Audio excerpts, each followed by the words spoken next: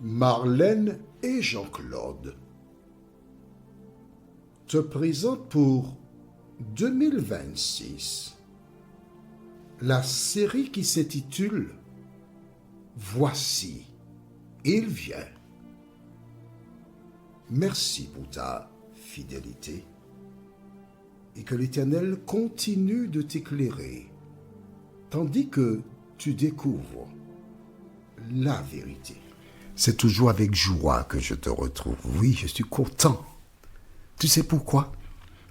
Parce que je vois que je contribue à la proclamation de l'Évangile. Aujourd'hui, notre thème est les hypocrites. La référence se trouve dans le livre de Matthieu, chapitre 6, versets 5 et 6. Matthieu, chapitre 6, les versets 5 et 6. Avant d'aborder ce thème, recherchons Dieu par la prière. Notre Seigneur et notre Dieu, nous voici une fois de plus en ta présence pour te louer, te bénir, te psalmodier et laisser le Saint-Esprit continuer de nous éclairer. Merci pour ta présence. Merci de nous aider à changer nos voies et à harmoniser notre vie à ta parole. Cette grâce, nous te la réclamons au nom de Jésus et pour ta gloire éternelle. Amen. Nous avons laissé le livre de Psaumes et tu vois que ce qu'il se trouve au chapitre 34 est très enrichissant. Nous avons des conseils pour préserver notre langue du mal et d'être véritablement un saint, un enfant de Dieu. Voilà donc pourquoi l'ennemi a inspiré des femmes et des hommes en disant que l'Ancien Testament n'a plus de raison d'être, c'est aboli, c'est fini. Est-ce que tu vois comment tout ce que nous avons lu dans Psaume 34 est encore d'actualité? Lis la Bible. Ne te laisse pas décourager par des gens. Lis ce que dit la parole et l'Éternel continuera de te bénir. Aujourd'hui, notre thème, les hypocrites. C'est Jésus qui parle. Nous allons au livre de Matthieu, chapitre 6. Matthieu, c'est le premier livre du Nouveau Testament. Je présume que tu as déjà trouvé. Et nous lisons à partir du verset 5 et 6. Lorsque vous priez, ne soyez pas comme les hypocrites qui aiment à prier debout dans les synagogues et au coin des rues pour être vus des hommes. Je vous le dis en vérité, ils reçoivent leur récompense. Jésus parle d'hypocrites. Et que dit-il par rapport à cela? Ce sont des personnes qui aiment à prier debout dans les synagogues et dans les coins des rues. Est-ce qu'il y a quelque chose de mal à prier? Non. Mais ce sont des personnes qui aiment se faire voir et montrer qu'elles sont pures. Quand tu es dans une communauté, on demande est-ce que quelqu'un veut prier? Ce sont les premières personnes qui veulent prendre le crachoir et s'exprimer et prier. Vois-tu? Des gens déclarent que lorsqu'on prie, on doit être à genoux. C'est la position idéale pour la prière. Mais je voudrais te dire que ce verset-là est en train de tout remettre en question.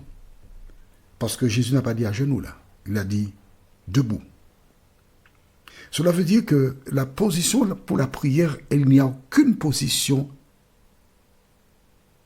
privilégié. Si tu es dans la mer et tu as un malaise, tu as une crampe, est-ce que tu peux te mettre à genoux? Non. Si tu fais une chute d'un arbre, est-ce que tu peux te mettre à genoux? Non. Si tu cours après un criminel pour l'arrêter, est-ce que tu vas t'arrêter et te mettre à genoux pour prier? Non. Si tu es alité, handicapé, est-ce que tu peux te mettre à genoux pour prier? Non plus. On peut prier Dieu dans toutes les positions. L'important, ce n'est pas la manière, mais le contenu et l'état de ton âme. L'état de ton âme. Mais là, Jésus est en train de pointer du doigt des personnes qui avaient l'habitude de se tenir à différents endroits pour être vues. La prière, c'est un message intime entre Dieu et l'homme. Un message intime. Il existe des moments où il y a des prières en public. Même là encore, quand tu t'approches pour prier l'Éternel en public, tu dois le faire avec modestie. Tu dois le faire avec un esprit de reconnaissance, un cœur contrit. Et dans les propos que tu énonces, on doit sentir ta consécration. Jésus appelle ces personnes-là quoi? Des hypocrites.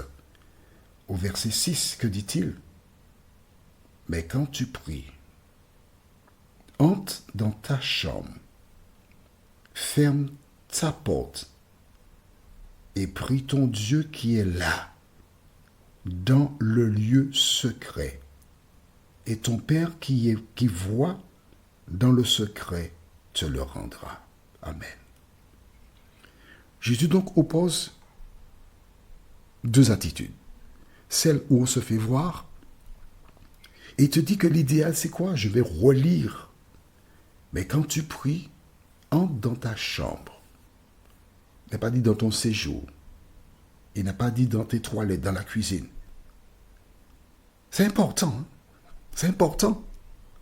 Je vais cuisiner par exemple. Je suis déjà là. Je vais cuisiner. Je peux prier dans la cuisine, Seigneur, aide-moi à réaliser le repas. D'accord? Je vais déjeuner.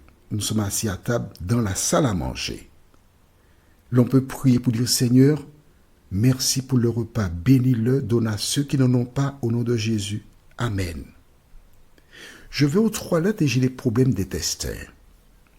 Je peux sur le trône dire, Seigneur, viens à mon secours. Libère-moi. Vide mes intestins au nom de Jésus. Quel que soit le lieu où j'ai un besoin spécifique, je peux prier.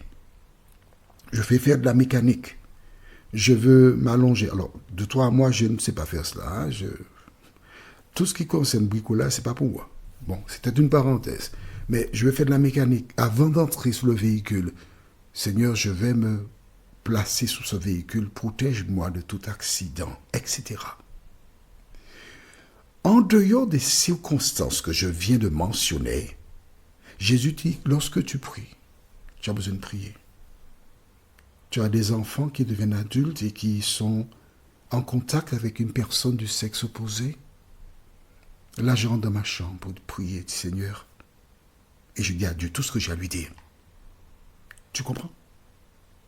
Le lieu approprié selon ce que dit Jésus, c'est où? Je relis pour toi le verset 6. Mais quand tu pries, entre dans ta chambre, ferme ta porte et prie ton Père qui est là, dans le lieu secret. Amen. Des gens te disent que Dieu n'est jamais venu sur terre, il n'est pas sur terre, il ne vient pas. Pourtant, Jésus te dit, écris ça dans ton cahier, il ne faut pas oublier ça. Hein?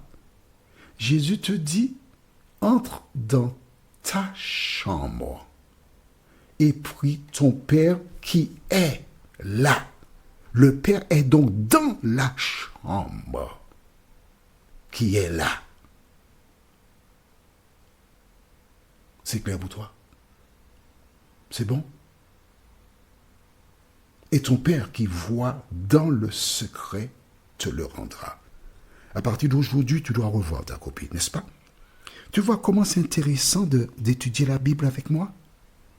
Tu découvres des choses. Hein? Maintenant, tu sais que ton Père est dans ta chambre. Alors, dans ta chambre, attention, tu ne peux pas faire n'importe quoi. Hein? Tu sais ce que Dieu a mis en place dans les rapports entre un homme et sa femme. Il y a des choses que les gens du monde font, mais tu ne peux pas faire comme les gens du monde, puisque Dieu est dans ta chambre. Notre réflexion pour la prochaine fois se trouve au livre de Matthieu toujours, chapitre 6, verset 9, et Jean 17, verset 1. Jean 17, verset 1. C'est bon? Le thème, notre Père. Prions, notre Seigneur et notre Dieu. Aujourd'hui, beaucoup de personnes ont appris quelque chose de nouveau. Le lieu par excellence pour la prière, c'est dans la chambre. Mais on ne peut pas inviter un étranger à entrer dans sa chambre. Non, Seigneur. Dans ces cas-là, on peut prier dans le séjour avec la personne. Mais dans la chambre, c'est quelque chose qui concerne la famille. C'est un lieu privé. Nous avons appris aussi que tu es dans la chambre. Seigneur, quelle belle révélation. D'aider tes enfants à avoir l'amour pour lire la parole, afin de découvrir tout ce que tu as écrit là pour notre instruction, nous t'en prions. Au nom de Jésus, pour ta gloire éternelle. Amen. Que l'Éternel continue de te bénir et il me tarde de te retrouver. Nous sommes parvenus au terme de notre réflexion. Si d'aventure tu as une question, il te suffit d'envoyer un message par le biais de WhatsApp au numéro suivant, plus 596 696 88 93 93. Et alors Jean-Claude, moi, je me ferai un réel plaisir de répondre à ta question.